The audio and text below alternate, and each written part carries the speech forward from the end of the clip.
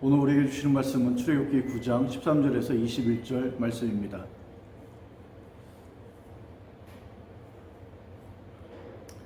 여호와께서 모세에게 이르시되 아침에 일찍 일어나 바로 앞에 서서 그에게 이르기를 히브리 사람의 하나님 여호와의 말씀에 내 백성을 보내라. 그들이 나를 섬길 것이니라. 내가 이번에는 모든 재앙을 너와 내 신하와 내 백성에게 내려 온 천하에 나와 같은 자가 없음을 내가 알게 하리라.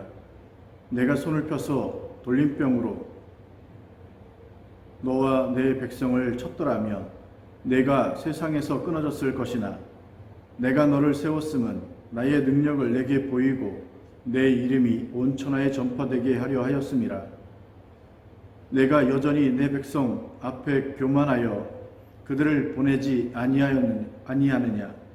내일 이맘때면 내가 무거운 우박을 내리리니 애굽 나라가 세워진 그 날로부터 지금까지 그와 같은 일이 없었더라. 이제 사람을 보내어 내 가축과 내 들에 있는 것을 다 모으라. 사람이나 짐승이나 무릇들에 있어서 집에 돌아오지 않는 것들에게는 우박이 그 위에 내리리니 그것들이 죽으리라 하셨다 하라 하시니라. 바로의 신하 중에 여호와의 말씀을 두려워하는 자들은 그 종들과 가축을 집으로 피하여 들였으나 여호와의 말씀을 마음에 두지 아니하는 사람은 그 종들과 가축을 들에 그대로 두었더라. 아멘. 오늘은 바로를 남겨두신 하나님이라는 제목으로 함께 은혜를 나누고자 합니다. 우박재앙은 애굽에 내린 10가지 재앙 중에 7번째 재앙입니다. 특이한 것은 우박만 얼음덩이만 내린 것이 아니라 불덩이가 함께 섞여서 내린 것입니다. 그래서 사람과 짐승과 밭의 모든 채소를 치고 들의 모든 나무를 꺾을 정도로 아주 심각한 재앙이었습니다. 이런 우박재앙을 통해 주시는 하나님의 메시지가 무엇인지 살펴보고자 합니다. 첫째, 하나님은 바로조차도 사용하신다는 것입니다. 우박재앙을 내리기 전에 모세를 통해서 바로에게 하나님의 뜻을 전했습니다. 그것은 15절에 돌림병으로 세상에서 끊어지게 할 수 있었지만 그렇게 하지 않았다는 것입니다. 그리고 16절에 내가 너를 세웠다는 것이죠. 여기서 세웠다는 것은 새 번역엔 남겨두었다, 공동 번역엔 까닭이 있어서 남겨뒀다로 번역했습니다. 이처럼 거짓말하는 바로를 죽이지 않고 하나님이 남겨둔 것은 까닭, 즉 이유가 있어서라고 말씀하고 있는 것입니다. 그럼 그 이유가 무엇입니까?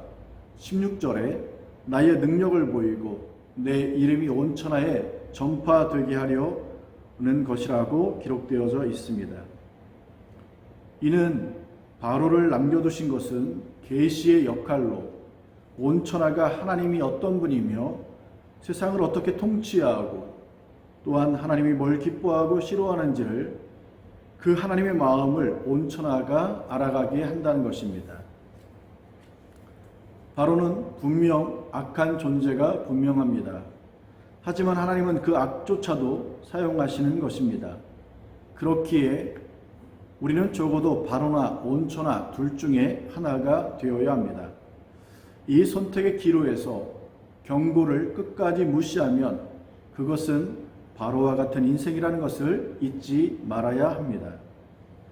바로를 하나님이 사용하지만 중요한 것은 악의 지팡이로 사용하시기에 그 사용된 대로 사용이 끝나게 되면 반드시 악에 대한 지팡이를 지옥불에 던져 버리신다는 것입니다. 그러므로 하나님이 바로에게 이유가 있어서라고 경고하실 때 돌이키지 못하면 최후 심판은 피할 수 없게 되는 것입니다. 그러니 하나님이 대강 넘어가던 그러한 시점을 절대 놓치지 말아야 할 것입니다. 왜냐하면 이것이 돌이킬 마지막 기회이기 때문입니다.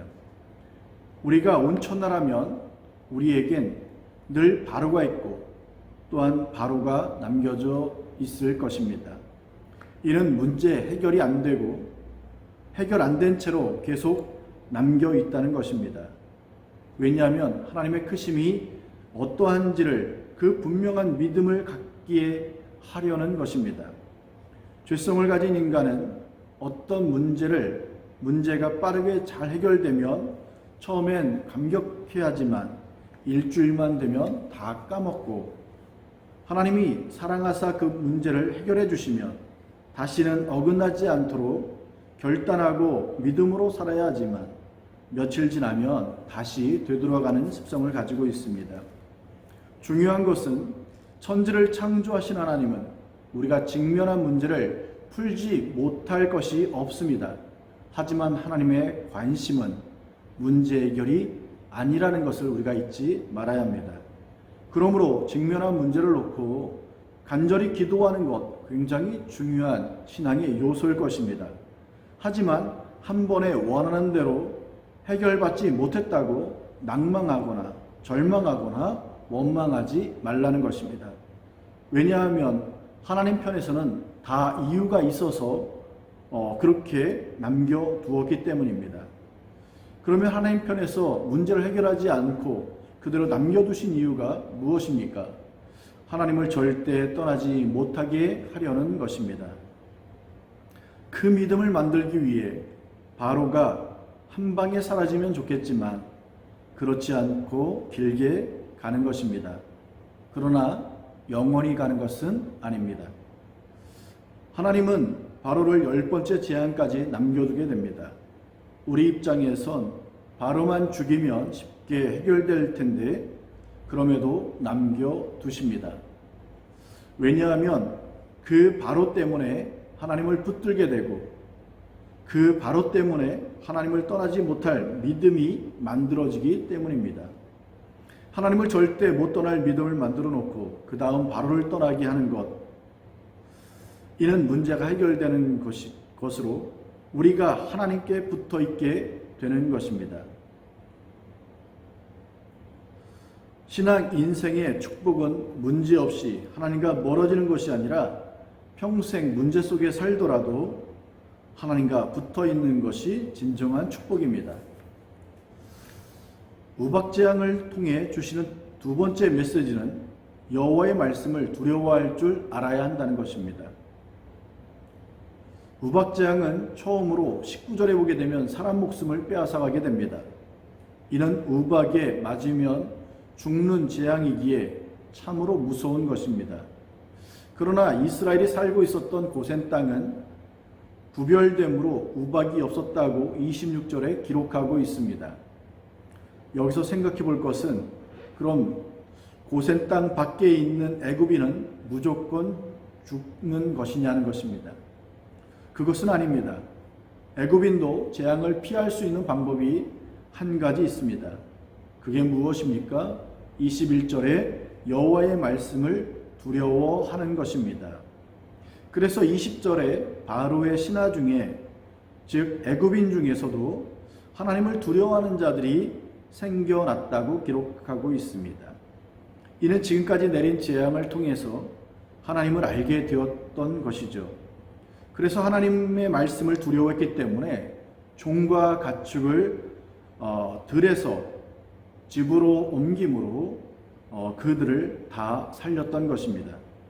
하지만 21절에 여호와의 말씀을 마음에 두지 않았던 자들, 그들은 그 종들과 가축을 그대로 들에 남겨두게 되므로 우박이 내릴 때에 죽임을 당하게 된 것입니다. 여기서 19절에 우리가 주목할 단어가 두 개가 있습니다. 그것은 바로 집과 들이라고 하는 단어입니다.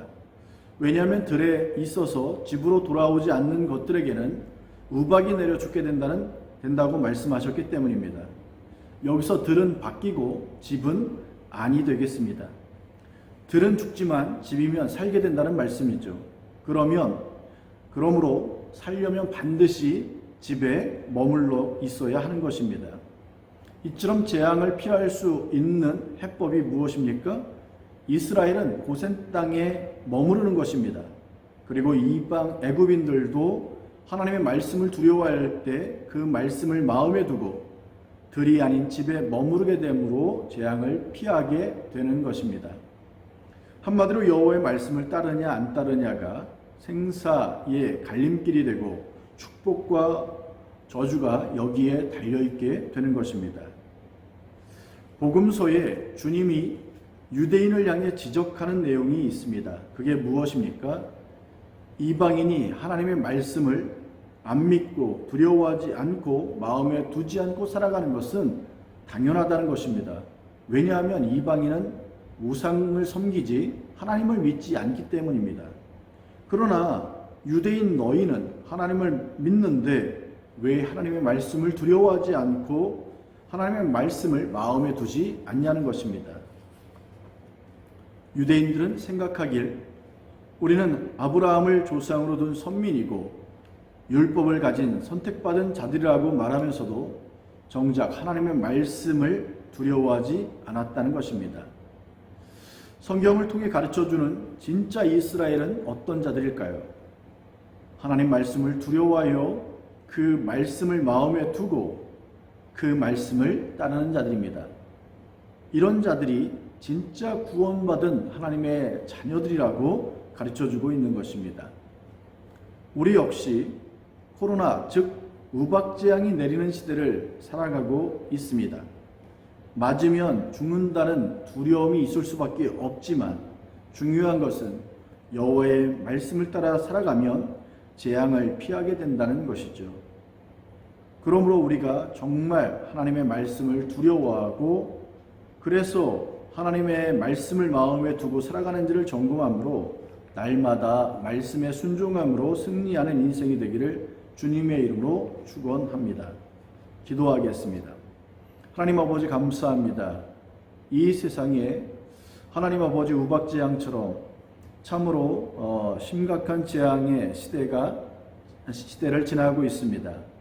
그래서 우리가 하나님 아버지 그 재앙에 우리가 죽을까 두려워할 수밖에 없는 모습이 분명히 있지만 그러나 그 가운데 살아날 수 있는 유일한 길은 바로 여호와의 말씀을 지켜내는 줄 믿습니다.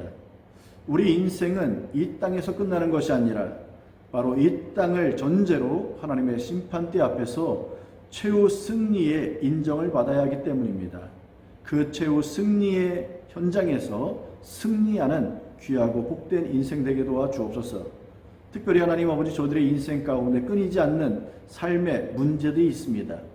하나님 아버지 마치 바로가 계속해서 남겨져 있는 것처럼 우리의 인생에 해결되지 않는 문제들이 있는데 이 문제를 통해서 아버지 하나님의 까닭, 하나님의 이유가 있음을 알게 하여 주옵소서.